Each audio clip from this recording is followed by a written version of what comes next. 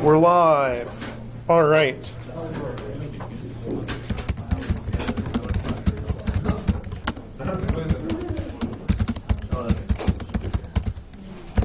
So, today we're here to talk about friction. On Thursday, we're going to talk about pulleys, which is the topic of this week's lab. But I decided that in class I'd kind of rather go over friction first. So, first, a little bit of a definition. We've talked about how objects can be in contact with each other, and a major part of the interaction force between two objects in contact is the normal force. So my feet almost always experience a normal force against the ground. It's what keeps me from sinking into the ground. Friction is the tangential part of the contact force. That means it's along the surface.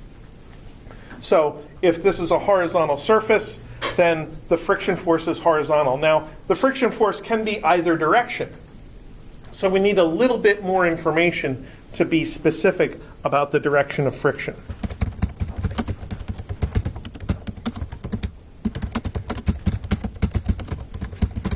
Friction acts to oppose sliding or attempted sliding.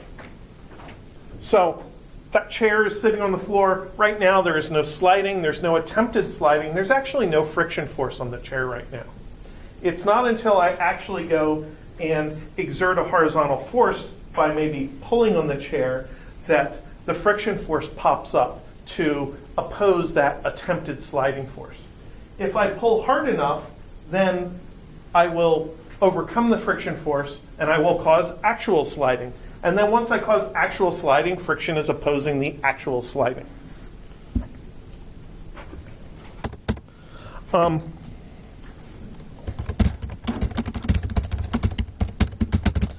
Physicists are fond of thought experiments because it allows us to try to organize our thinking about the behavior of different things.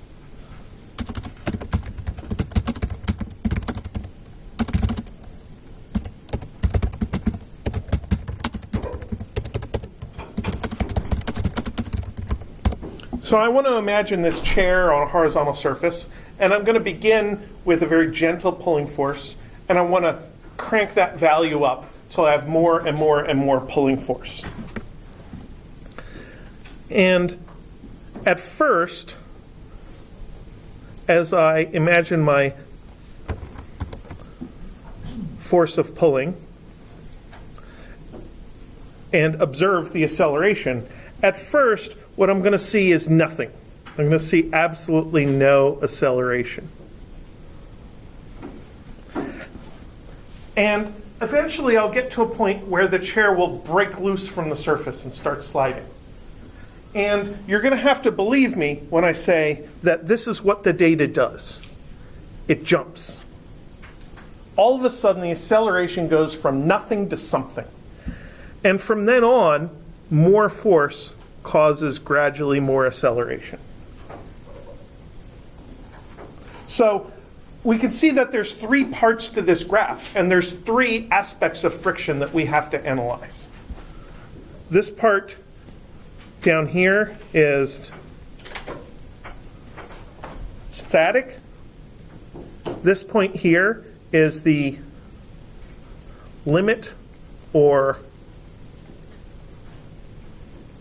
threshold of the static friction. And this part up here is kinetic.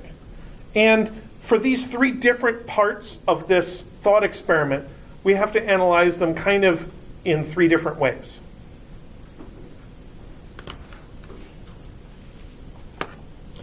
So I suppose it makes sense to start out with the easiest case to deal with, and that is this object on a horizontal surface. So here is our horizontal surface. Here's our object, M1. And here is our force of pulling.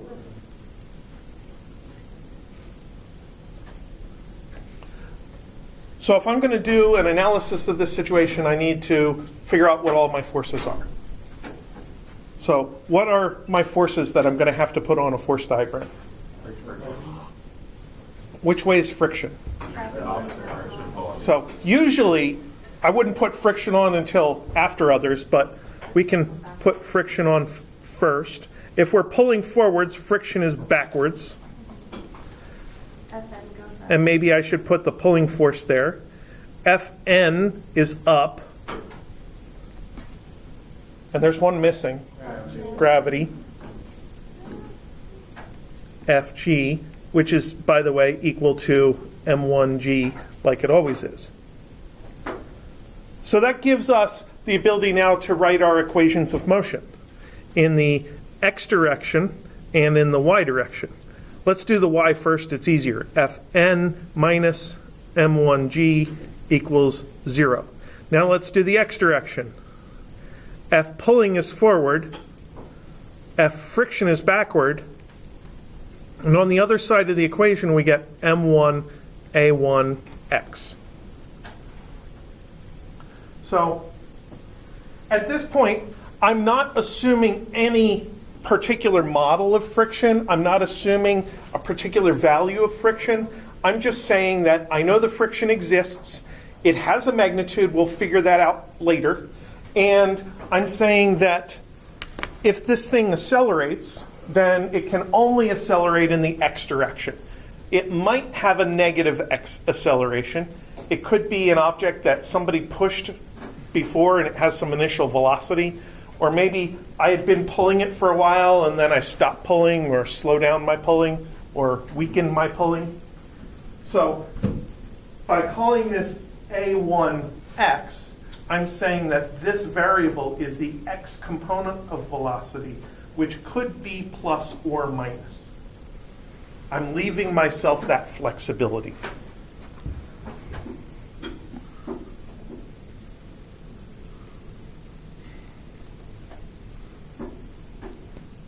So A1x is x,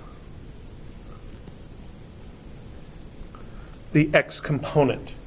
And it's very easy to gloss over that detail when you're looking at a worked out example of stuff, but that's the kind of attention to detail that you need to do really well in physics and really well in statics and dynamics, which most of the engineers have to take here.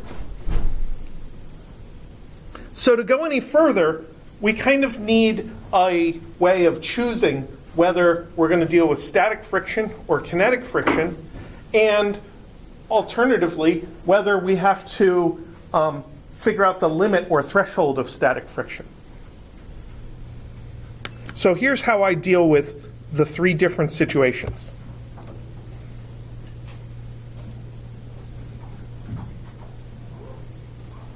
For static friction, I set A1x equals 0.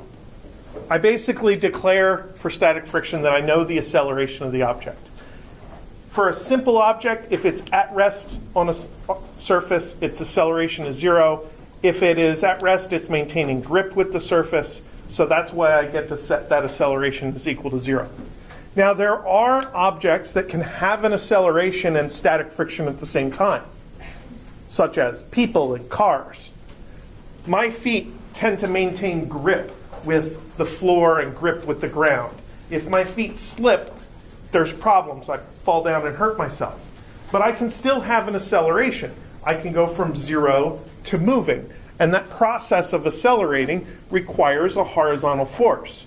So I can conjure the friction force. I can push my foot against the floor so that the floor pushes back on me with friction force and normal force so that I can give myself acceleration.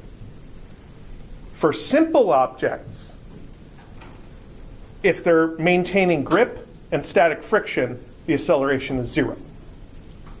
It's only for complicated objects like people and cars that it can be different. So then what happens when I put that in there? Then I find that the force of friction is equal to the force of pulling, and I'm kind of done.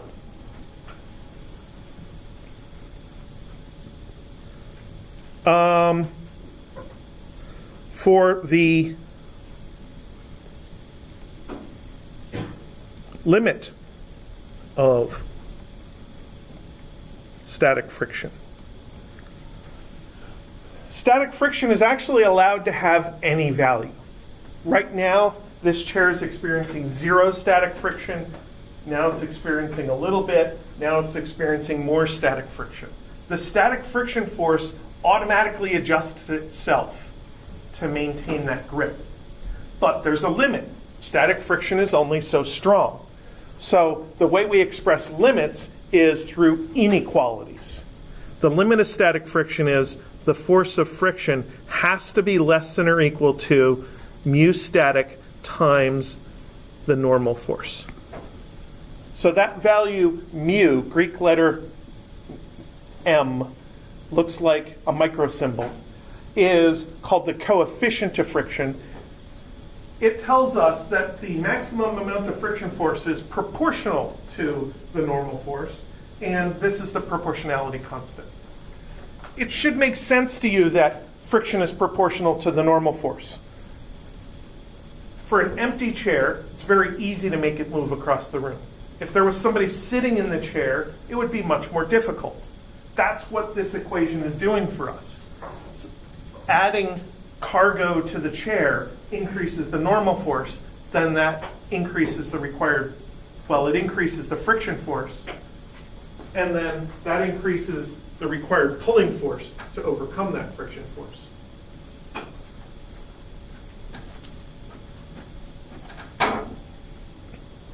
So how do you apply the limit of static friction? Often the way we do it is to say that the max force of friction is equal to mu static times the normal force.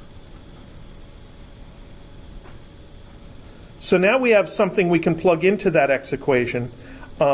We need the normal force, so let's go up here and just say force normal is equal to m1g. So we have that in our back pocket. And when we go to deal with the x equation, we get force of pulling minus mu static m1g is equal to 0. So force pulling is equal to mu static m1g.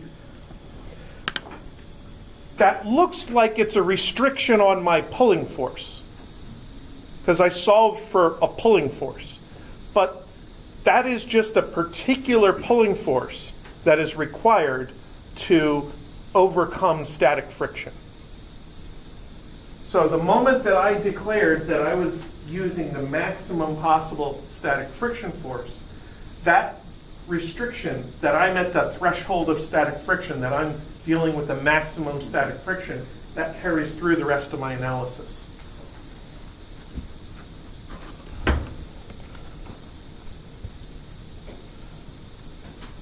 So that's the first two parts to that friction graph that I made up here, the static and the limit.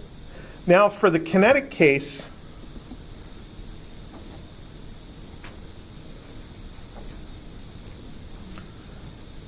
the force of friction is equal to mu kinetic times the normal force.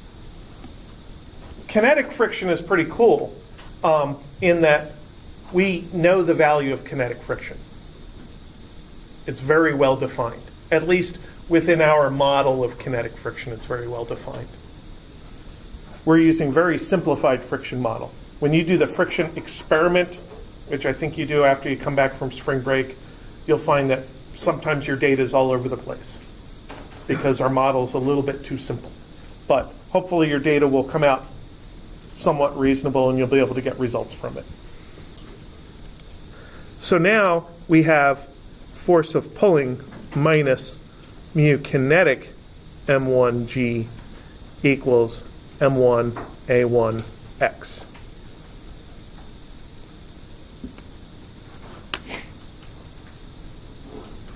Notice that in the kinetic case, I'm allowed to have an acceleration. If I pull stronger than this amount, then this is positive and I get a positive acceleration. If I relax my pulling, then the mu km1g term wins, and I get a negative acceleration, and I slow down. This carries the built-in assumption that my motion is towards the right, that it's positive motion. That's right here, because with positive motion, the friction's in the negative direction.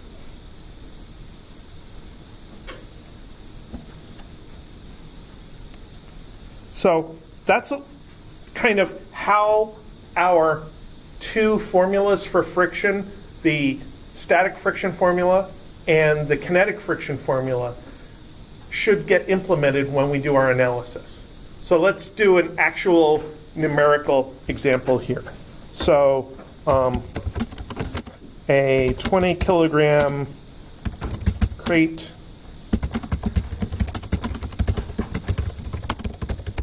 sitting on a horizontal floor.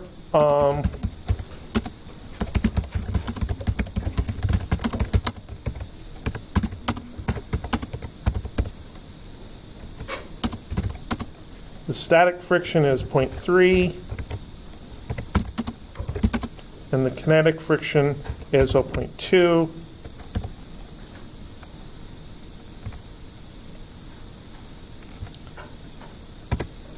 So 1,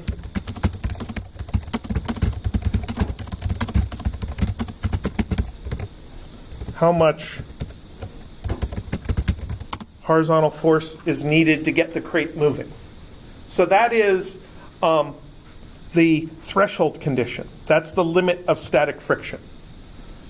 So we want to make use of the analysis that we've already done. We're going to find the normal force is 20 times 9.8 is equal to 196 newtons. So the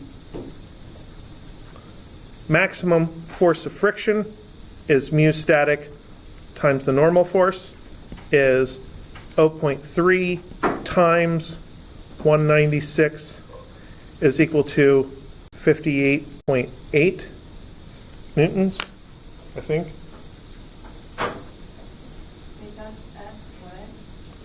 F N.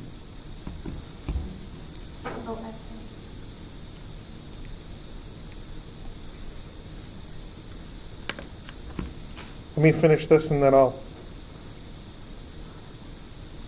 Yes. If the weight was given in another unit, would be converted? Well, if you're told the weight in newtons, then that's already a force of gravity. So you wouldn't convert that. But if you're told the weight in pounds, yeah, you'd have to convert that. Or if you're told in grams, you have to convert that. Because really, we're using here G equals 9.8 newtons per kilogram. It's almost like when you multiply mass times G, you're doing a unit conversion from kilograms to newtons. But you just have to remember that that G value is specific to being on Earth. If you went to the moon or somewhere else, the G value would be different.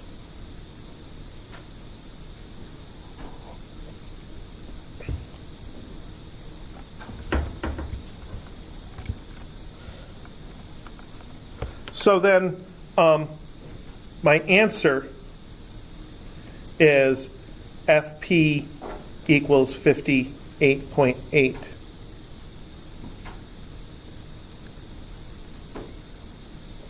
At a minimum, in order to get this crate moving.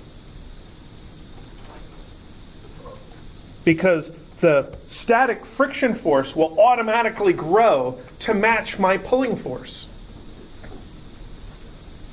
A little bit of pulling still doesn't move. A little bit more pulling still doesn't move. So I have to exert more pulling force than the maximum static friction force in order to get this thing moving.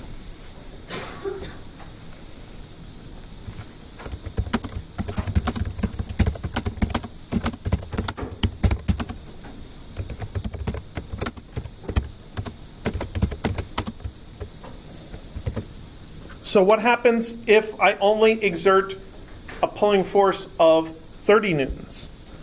I haven't quite scrolled that result off the screen. FF equals FP equals 30 newtons. So the friction force could get up to 58.8, but it only has to get up to 30 in order to resist that weak pulling force.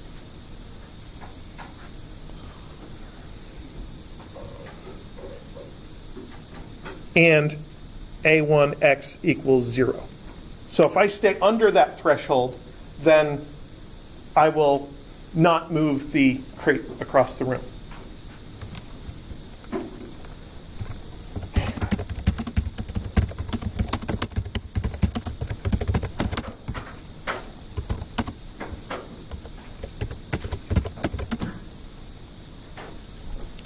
Let's not go with 90 newtons. Let's go with 70 newtons.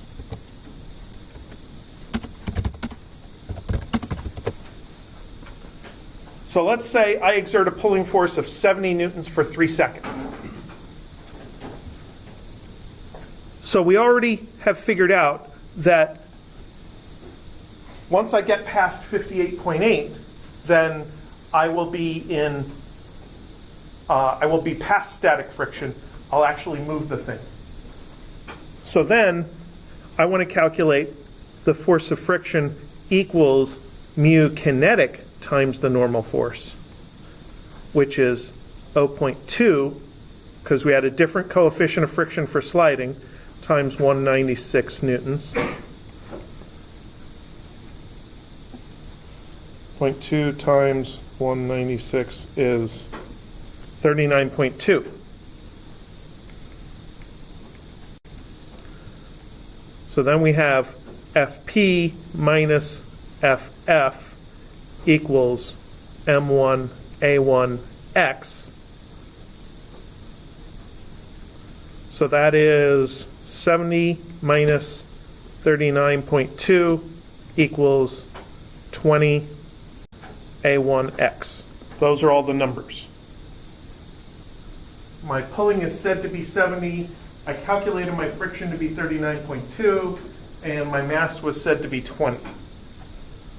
So then 70 minus 39.2 is the total force, divided by 20 equals 1.54.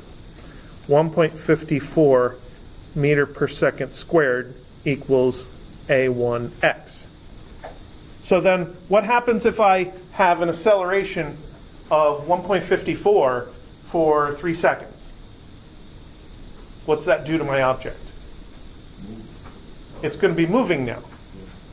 So now I can do delta V1x is A1x delta t is 1.54 times 3.0.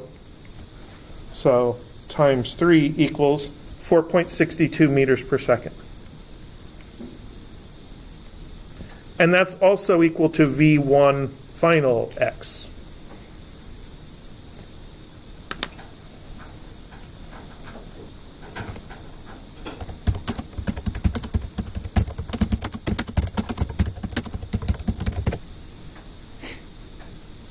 So now what happens if I stop pushing or pulling?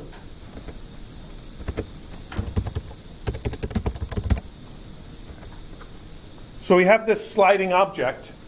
I started it sliding and I let go. Now it's going to slow to a stop.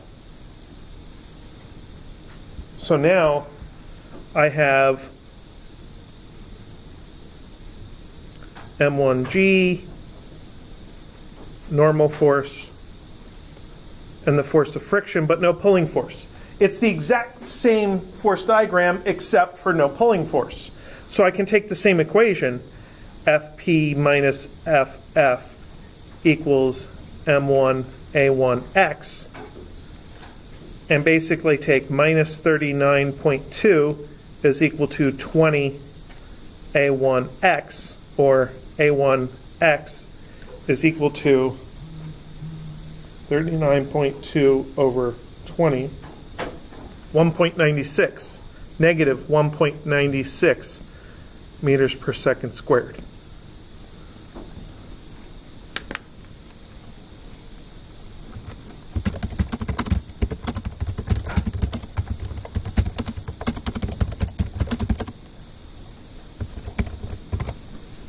One thing that's sometimes done with accelerations is instead of giving it in meters per second squared, give it in terms of g.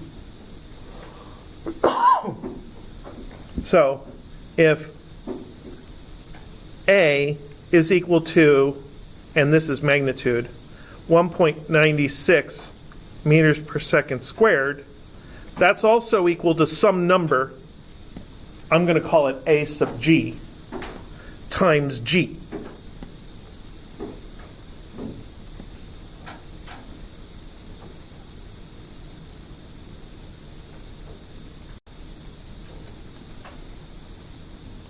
So just like when we express a number in regular units, we have a number and its units, and they're kind of technically multiplied by each other.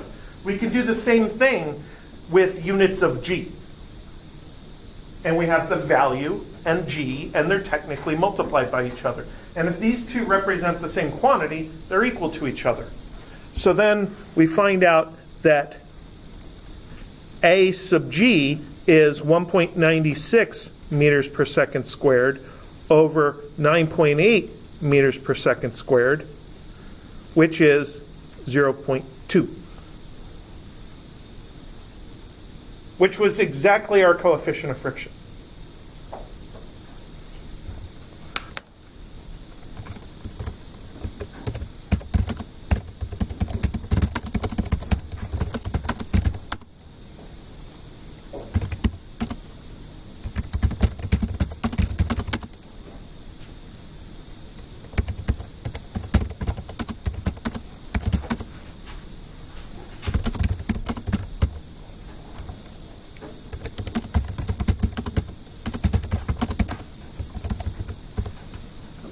So that coefficient of friction is pretty important for us as we think about walking around and driving around.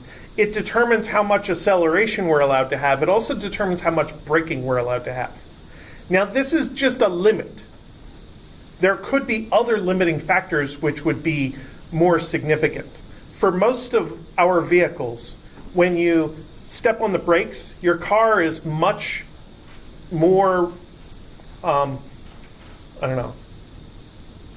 it decelerates much more strongly than if you step on the gas.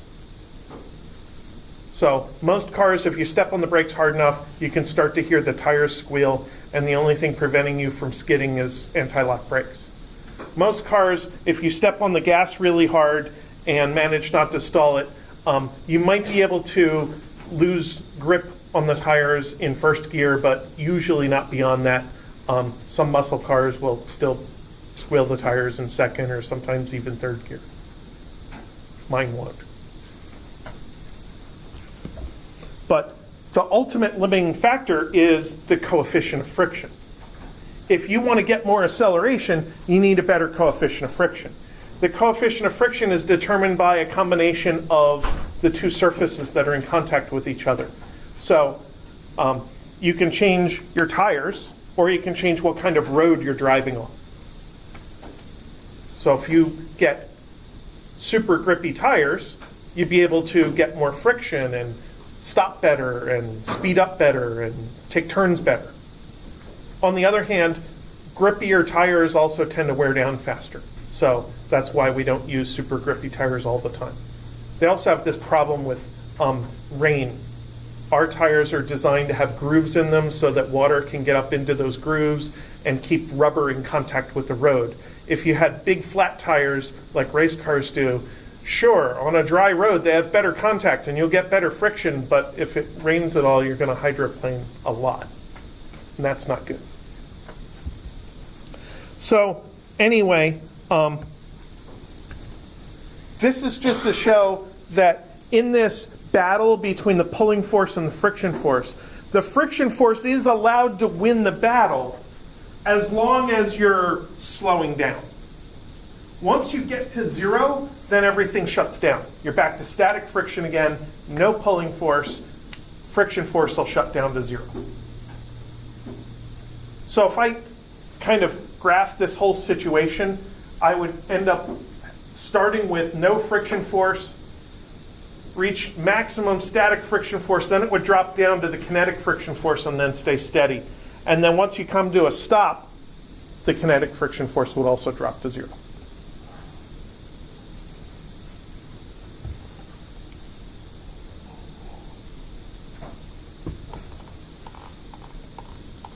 Okay.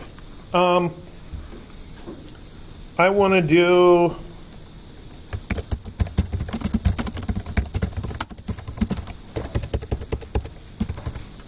friction with a diagonal pull.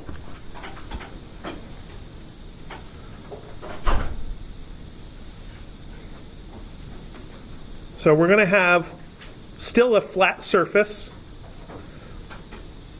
There's our object.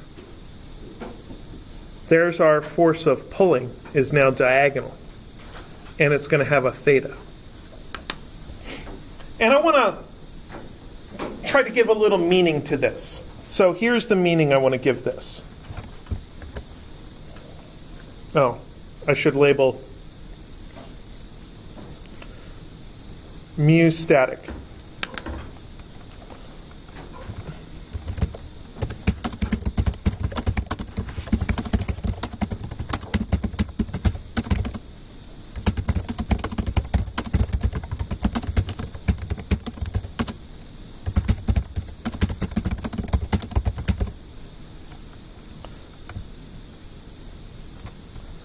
So I want to find out how I can minimize the amount of force necessary to start this object moving from rest.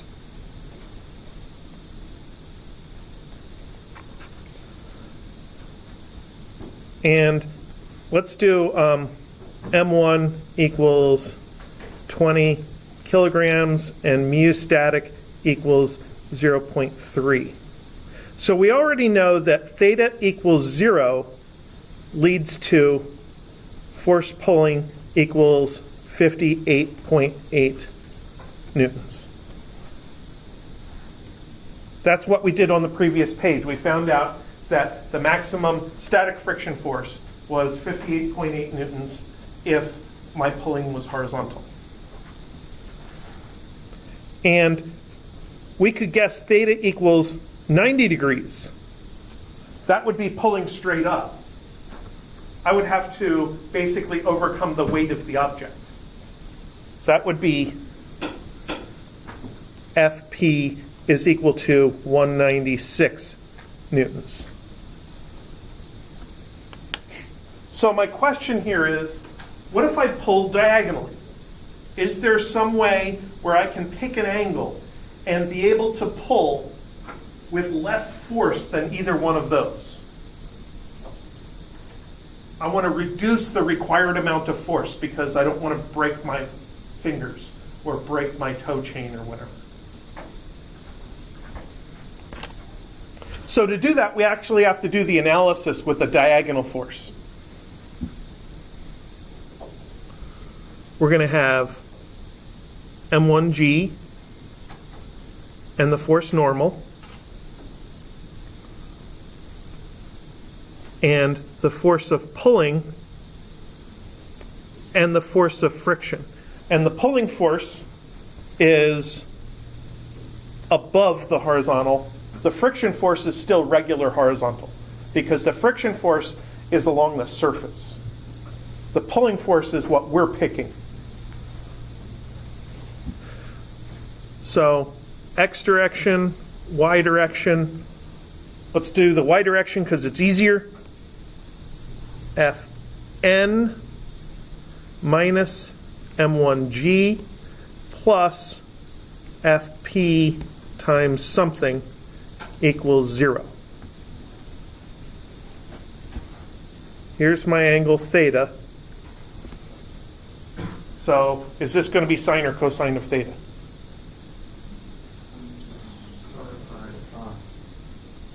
Sine. Theta is measured at x, so x gets the cosine. We're doing y, so we get the sine. And then in the x direction, we have Fp cosine theta minus F friction is equal to m1 a1x. So those are generic equations of motion that apply in all friction cases: static, kinetic, and threshold. So now we can declare that we're going to calculate the threshold. Because if we're trying to minimize our force, then we're just only going to provide just enough force. So we're going to pull hard enough that the force of friction has gotten past its limit. So we're going to calculate what we need to overcome the maximum possible friction force.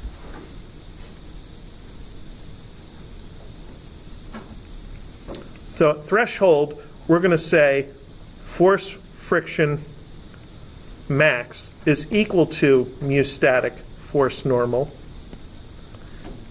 and A1x equals 0.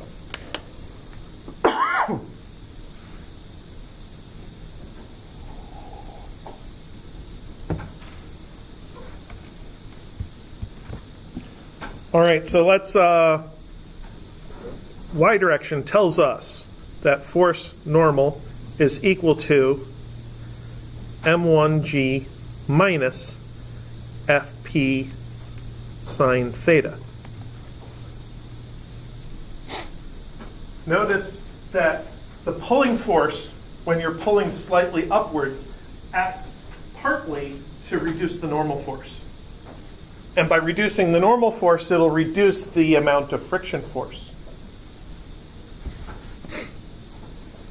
Then in the x direction, Fp cos theta minus force of friction, which is mu static times m1g minus Fp sine theta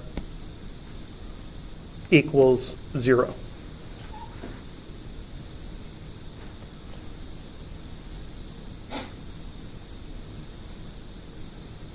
So I'm literally plugging in the maximum allowed force of friction in place of the actual force of friction. And there was a minus that was part of the equation, and then my mu is multiplied by the normal force, and the normal force was complicated. So now I want to simplify a little bit. Fp times cos theta plus mu s sine theta minus mu s m1g equals 0.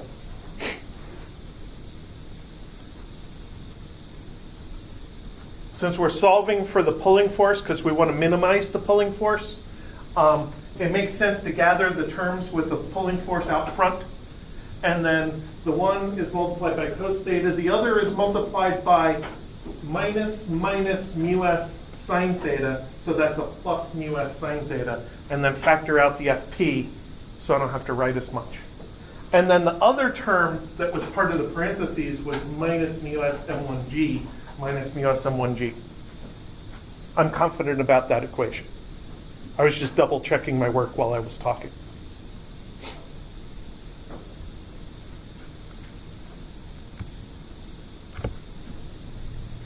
So then Fp is equal to mu s m1g over cos theta plus mu s sine theta.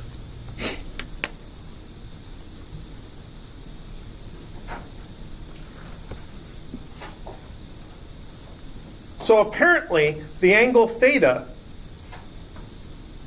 really does have an effect on how much force it takes in order to overcome the force of friction.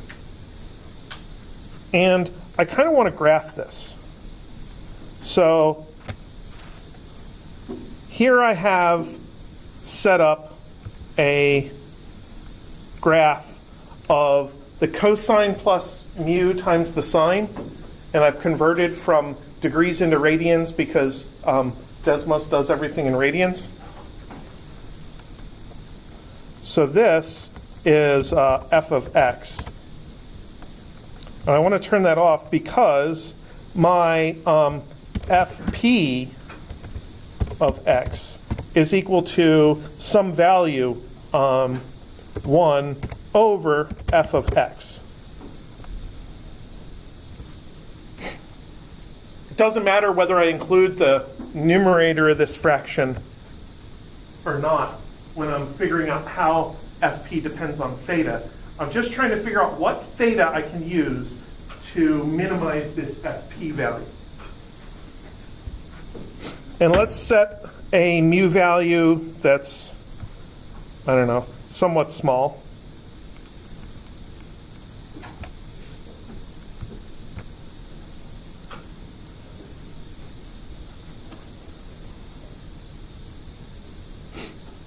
So if I pull at 0 degrees, it takes one amount of force.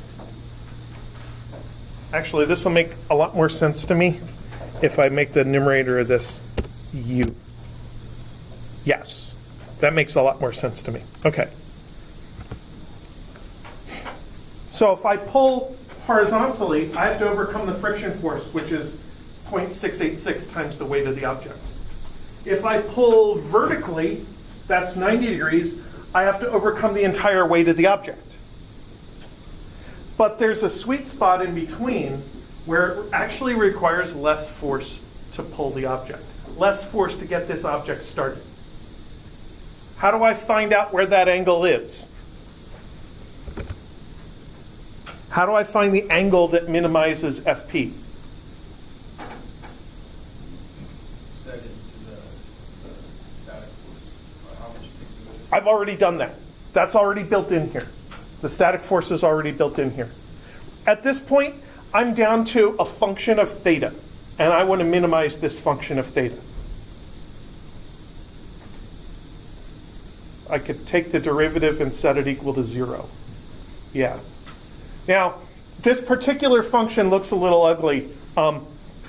As a trick,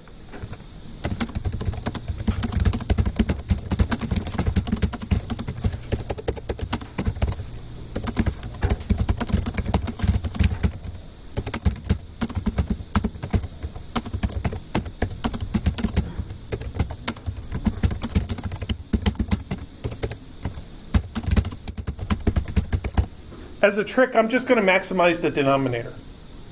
Because I have a positive number divided by something, divide by bigger number gives smaller answer. Because I think that denominator is an easier function to deal with than the entire fraction. So I'm going to say denominator of theta is equal to cos theta plus mu static sine theta, and d by d theta, the derivative of d of theta with respect to theta is, derivative of cosine is minus sine theta plus mu static, derivative of sine is cosine, and set that equal to 0. So therefore we have mu static cos theta equals sine theta, or mu static equals tan theta. So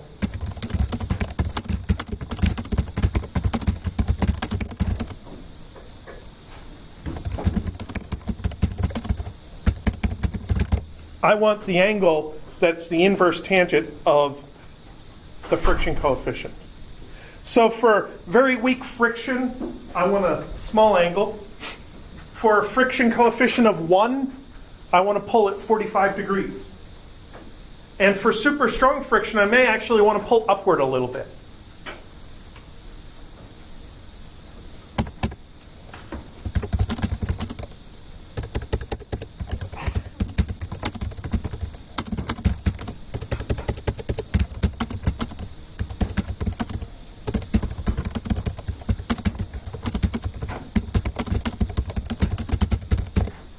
But the main result here that I want you to get is that an upward pulling force makes it easier to drag this object.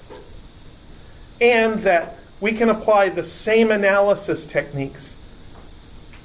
Make a force diagram, work with the equations of motion from the force diagram, plug in known information, remember what things are constant and what things are variable, and we can do calculus on our results.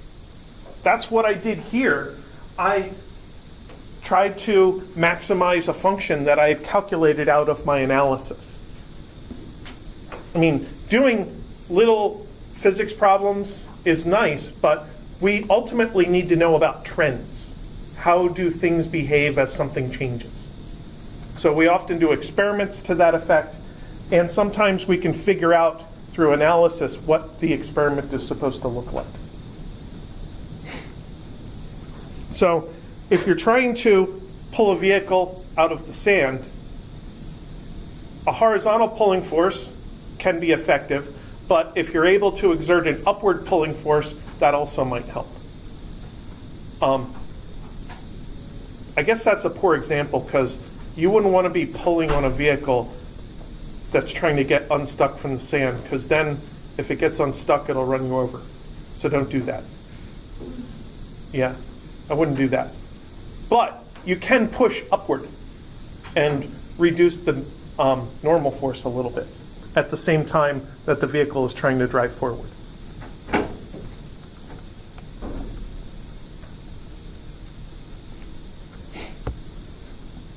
Okay, so one more thing to do before I do that. My computer makes that beep at me a lot. It happens whenever I hit the shift key 5 times. Yeah. I mean, I'm sitting there thinking about what I want to type, and I hit the shift and let go, and hit it, and let go, and hit it, and let go, and all of a sudden it beeps at me. Keep pressing it, it'll keep beeping too. I know. Yeah. And for some reason, I don't want to hit that little checkbox that says never ask again. Because what if I need it? Have you ever used sticky keys in your life? I have never used sticky keys in my life. So why don't I just hit that checkbox? I think it's better. There it is. Disable. It should really have a checkbox right there. It used to. Allow the shortcut for... No. There it is. All right. Pardon me.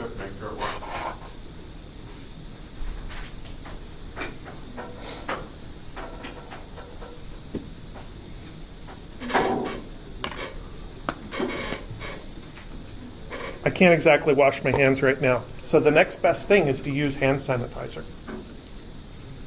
Of course, it's my computer. I'm the only one who touches it. I'm not sure who I'm protecting with this. I'm not protecting myself. Yeah, if anything, you get like 60 I'm protecting everybody else. It at you. Yeah. All just flowing down towards you. It smells like vodka.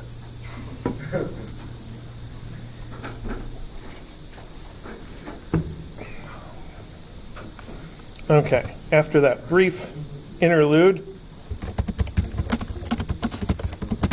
we have to deal with friction on an incline. So, here's our gentle incline, which is labeled. We almost always label the angle from horizontal. And here is M1 with mu.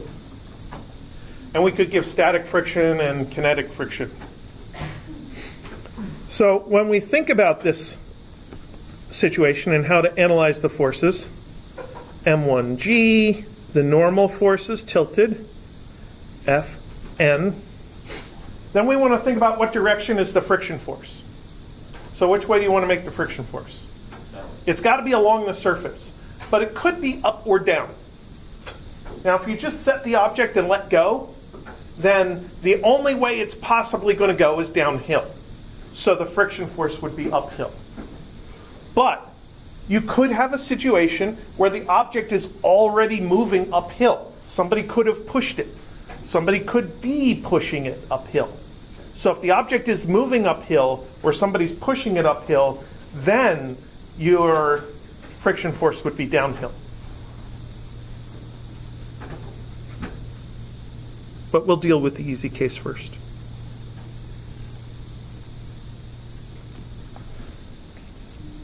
So, like with the frictionless incline, we want to set up our coordinate system so it is tilted. And this is our angle theta.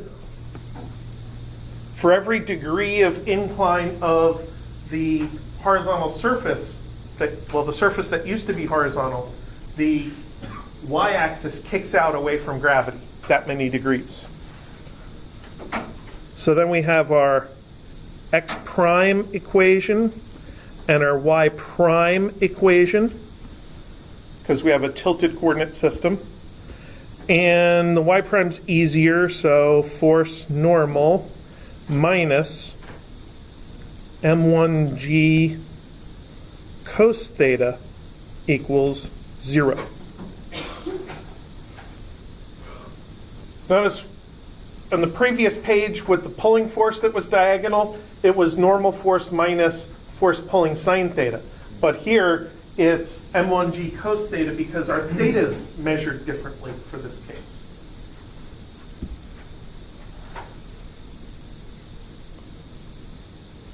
In the x direction, we have m1g sine theta minus force friction equals m1 a1 x prime. I suppose I don't need to say x prime on the subscript because I know it's only going to go in the x downhill direction, but I feel this urge to write all that there.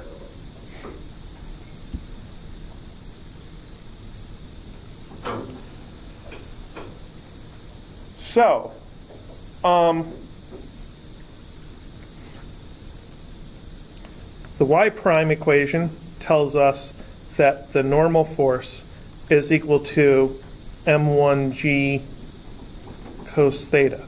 We talked about that last week, how on the incline the normal force is a little weaker, but last week we really didn't care about the normal force. We didn't use it for anything.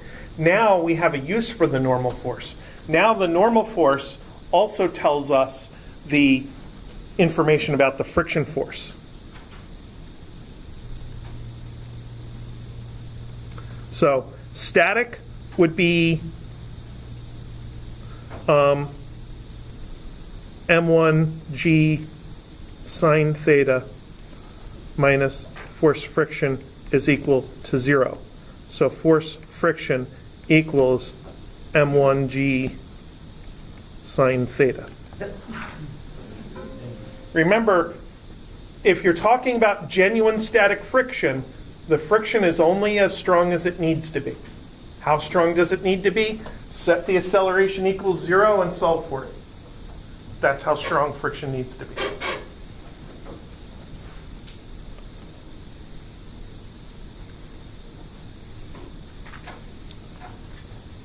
Threshold. Ff max is mu static Fn. So Ff max equals mu static m1g cos theta.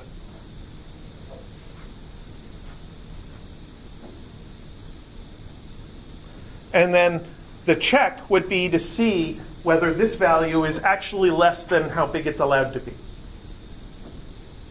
But this is the actual friction force, is whatever's necessary to fight off the diagonal gravity force.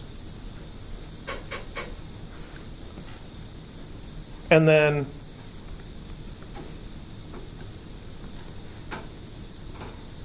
kinetic Ff equals mu kinetic Fn. So Ff equals mu kinetic m1g cos theta. let's see what this looks like in full. So we have m1g sine theta minus mu kinetic m1g cos theta equals m1a1x. So I used my x equation, which is falling off the top of the screen, and my kinetic friction to fill in the force of friction. I'm not filling in the acceleration. That's going to be my result of kinetic analysis. So I end up with this equation of motion for the kinetic case.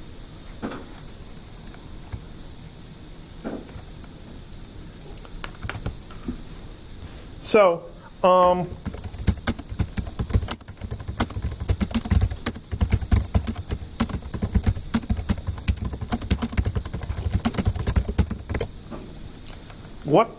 what angle can we use to allow the object to slide downhill at constant velocity? That's something we can answer here. So constant velocity means a equals 0. So let's see what that does. m1g sine theta minus mu k m1g cos theta equals 0. Well, that equation is actually a lot easier to solve now. Now that I don't have any mass on the other side, because the masses cancel. I guess I could have done that before, but now the g's also cancel.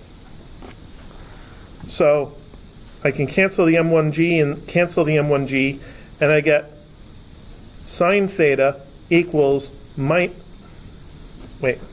sine theta minus mu kinetic cos theta equals 0, which is basically mu kinetic equals tangent theta. That looks somewhat familiar. That was kind of the same result for the diagonal pulling force. Except this is the object going downhill all by itself. I think it's weird that the math works out like that. That's why I like to do this.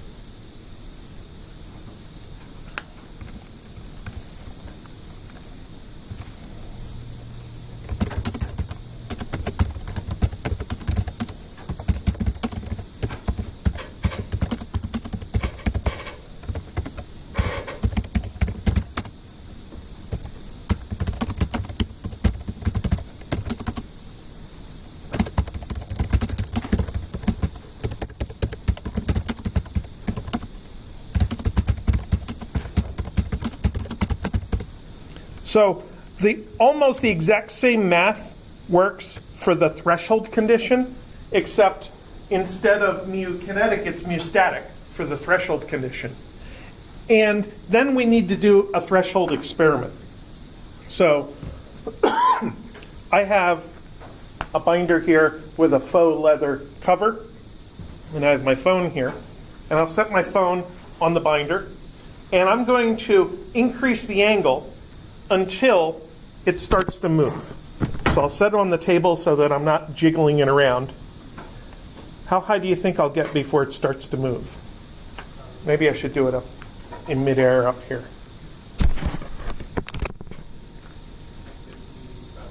55 degrees? 35? That's 35. 45. 45? Let's see how well this works.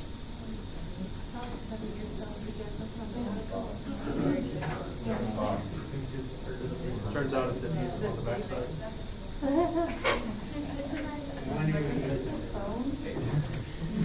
Damn. Yeah. I have one of those silicone things on the back, and silicone against this particular surface grips mind-bendingly strong. What's like 160 or something? Well, No, it's a 90 degree. that was around 80 degrees, I want to say. So theta equals 80 degrees, so mu static is tangent of 80 degrees, which is a large number.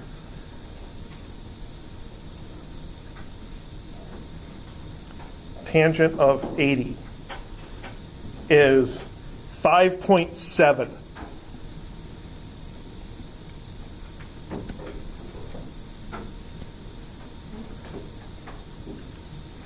So that is an extremely grippy contact between that faux leather binder. I'm going to assume it's faux leather because they wouldn't have given me a real leather binder. That's something smoothing.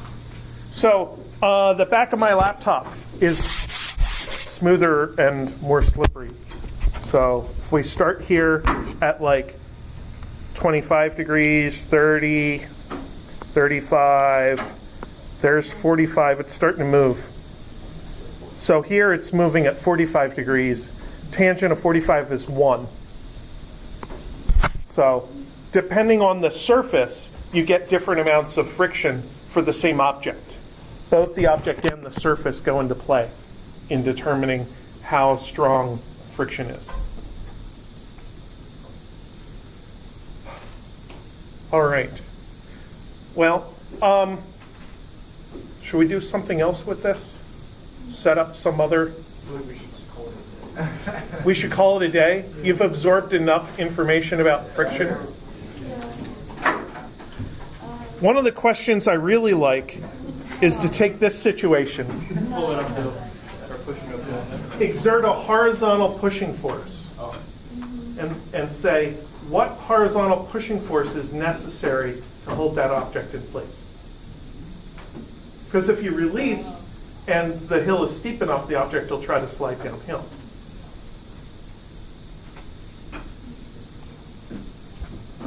But you sound like you don't want to see another So example. you're pressing it to the surface to increase the friction. So the horizontal force, would be pressing it into the surface, increasing the normal force, and opposing the friction force. Opposing it.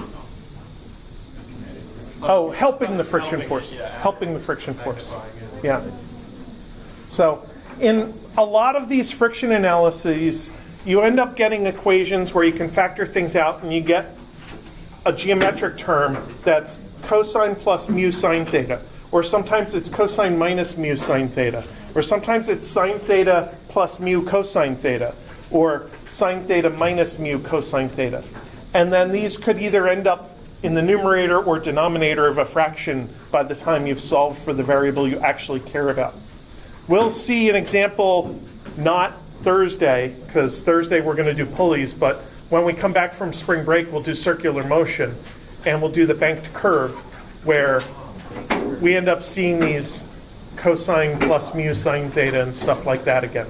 Does the lab have me ahead of us? I think the lab is ahead of us. We're doing pulleys on Wednesday.